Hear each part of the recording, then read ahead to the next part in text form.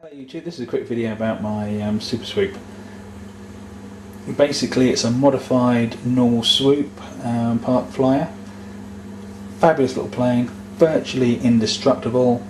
Mine has been crashed numerous times. I've made several modifications including the motor, battery, stabilisers at the back and the ailerons. As you can see, I've basically made the control surfaces bigger. They are made out of just thin balsa. They've been shaped. This aids actually because the wing is very small on this plane, and this does give a fair bit more lift and certainly makes it a lot easier to land. When you're coming in, it's very easy if you put any extra weight into this model to stall it catastrophically, which has caught me out more once. With these greater control areas, it's much easier to bring it down and stop it from stalling. As you can see, the stabilisers here are a fair bit bigger than standard. They're just balsa wood covered with film. Very simple, great upgrade. That does aid in stability. Now with this model, if it is at all tail heavy, it will spin out of control. It is very important that you get the centre of gravity right. If you put a bigger motor on the back, then you are asking for it to have some pretty nasty handling if you don't get the CFG right. Now the video that I have posted was using this motor here.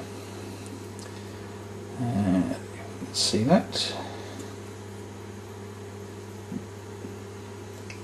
Unfortunately, I don't have much information on it except that it is I think a 200 watt motor, which is overkill for this particular model.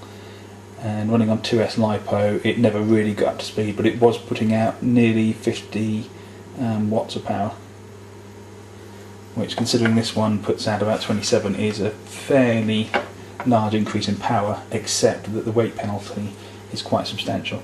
Now if I show you that to the motor I've got on there at the moment, you can see the difference in the size. And the one that's on at the moment is just a normal little park fly motor that you'd see on most small planes. Now, as for one of the questions I have been asked is how did I mount it? If you take a good close look, you can see here it's just a small piece of balsa wood that's been shaped the same shape as the previous canned motor. On the back of it is, see that, two pieces of balsa wood with glass fibre in between them. The glass fibre giving it enormous strength for the weight. The motor is literally just bolted straight onto there. Now to join the flat piece to the balsa wood, I've literally just, again, glass fibre between them, epoxy and a screw going back to front. And that has been perfectly strong enough and has lasted for 50, 60, 70 flights. Right. As for the electronics inside, it's still the standard receiver, linking to a new speed controller which is hidden underneath here. Bearing in mind it's I think a 20 amp speed controller or 15 amp speed controller. With this motor it doesn't ever even get warm, so cooling's not an issue.